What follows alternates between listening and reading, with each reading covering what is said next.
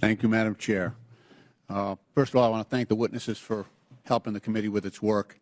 I've been here a while, so I was here actually when President George W. Bush was confronted with wars in both Iraq and Afghanistan, and in the midst of that, members of this committee, I was in the lead because I was chair of the National Security Subcommittee. We went to Iraq and Afghanistan, and we vetted some of the billions of dollars that the President spent over there. Some of it was wisely spent in the best interest of protecting our sons and daughters in uniform. Others purely wasted that I think fell into the hands of our enemies. I think that has been true of every administration that has tried as they might to strengthen America's national security by investments abroad. I do want to say that what troubles me greatly is that now we have a cessation of all foreign aid, and just take Ukraine for example. I know it's been $174 billion in aid from the U.S. to Ukraine. It's important to note that that $174 billion, most of it was spent here in the United States, and paying defense workers and defense contractors and putting Americans to work. 90% of that on the defense side. And then when you look at the grain shipments that we have made, not only to Ukraine but to others, because obviously their agricultural systems are inoperable right now, those are American farmers. And Madam Chair, I would like to ask for unanimous consent just to submit this article from the Associated Press entitled "The USAID Shutdown is Upending the Livelihoods of Farmers and Other Americans." Without objection. Thank you, Madam Chair.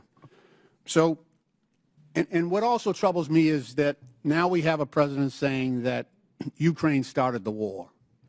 And, Mr. Ullman, you're a really smart guy. You're up on this stuff. You pay attention. Do you seriously believe that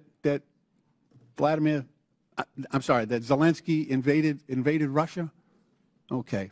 No, sir. Okay. I'm just happy to hear you say that. I expected that. But look, members on this committee, some are new, so some weren't there, but we all sat in classified briefings for months where our defense and intelligence personnel would brief us and say, okay, this week Vladimir Putin is moving his armored divisions from Vladivostok in eastern Russia 4,000 miles and positioning them in front of the Ukraine border, anticipating an invasion.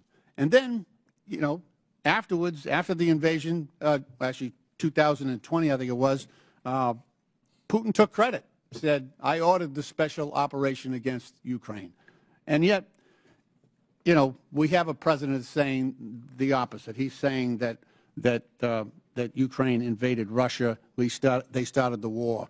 And it's just, to restate Mr. Primarak's question, was there one Republican in the room that raised their hand and said, no, Mr. President, no, Mr. President, that is a lie. That is false. I didn't hear anything.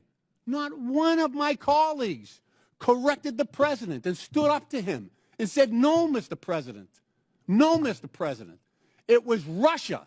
It was Russia that started that war. They invaded Ukraine, and it's right for the U.S. to stand with Ukraine and their people. I didn't hear any of that.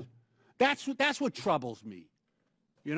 I had instances where I agreed with George W. Bush on some things, and I had plenty that I disagreed with.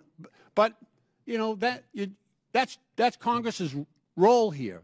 That's our job, to call out the truth to power. And so this idea that all foreign aid should be suspended is an attack on common sense. It's an attack on American national security for this country, and we should be more careful. I agree. Let's look at the areas where we're spending foreign aid in an area and in a way that is good for U.S. national security, and let's get rid of the stuff, some of it you've already pointed out, that it is not in our central interest. That's a good process that I would like to engage in. Thank you, Madam Chair. I yield back. I now recognize the gentleman from South Carolina, Mr. Timmons, for 5 minutes. Thank you, Madam Chair.